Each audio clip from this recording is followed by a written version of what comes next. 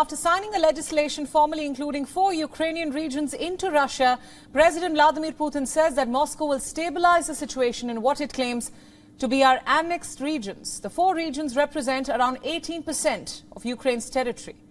In a televised address, Putin said that Russia will eventually develop these territories. Now, this is an indirect acknowledgement of the challenges that Russia faces to claim its control over the annexed regions. The Russian leader's signature was the final stage in the legislative process. The 2 houses of Russia's parliament have already ratified the plan. Kyiv and its Western allies say that Russia's attempted annexation is an illegal land-grabbing incident and will never be recognized. In his address, Putin also said that he had signed a decree making corrections to the partial mobilization drive.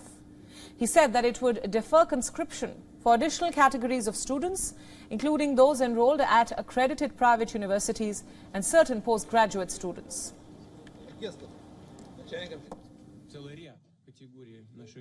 However, the relevant changes to the legal framework were not made in time.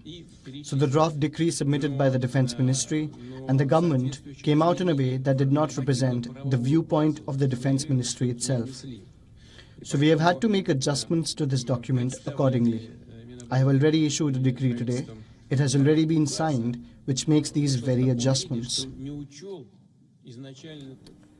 But Russian forces are suffering significant losses in 2 of the 4 regions that it claims to have annexed. Ukrainian forces are making major gains in the country's east and south.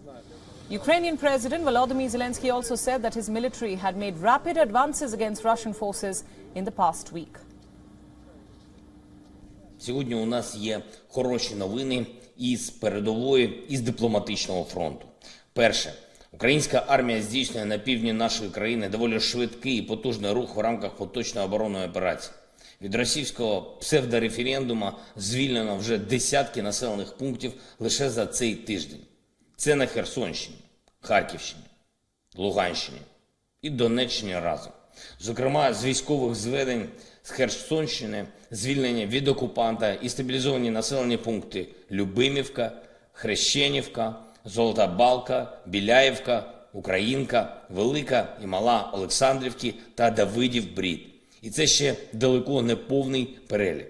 Наші воїни не зупиняються. І це лише питання часу, коли виженемо окупанта з усієї нашої землі. Russian forces in the Donetsk and Kherson regions have dug in at new positions where they hope to halt the Ukrainian advance. According to reports, Russian forces are destroying their reserves of ammunition and destroying bridges to slow down the Ukrainian advance. It's also reported that in Kherson, withdrawing Russian forces are now planting mines on infrastructure facilities and within homes. Meanwhile, the Chechen leader Ramzan Kadyrov, an ally of President Putin, has been granted a top rank in the Russian army. Kadyrov, a former warlord, faces several allegations of human rights violations. And according to Kadyrov, Putin personally informed him about his new position as a colonel general in Russian army. The rank of colonel general is the 3rd highest command rank in Russian military. Earlier this week, he also called on Moscow to use low-yield nuclear weapons in Ukraine after the retreat of Moscow's troops from Lyman.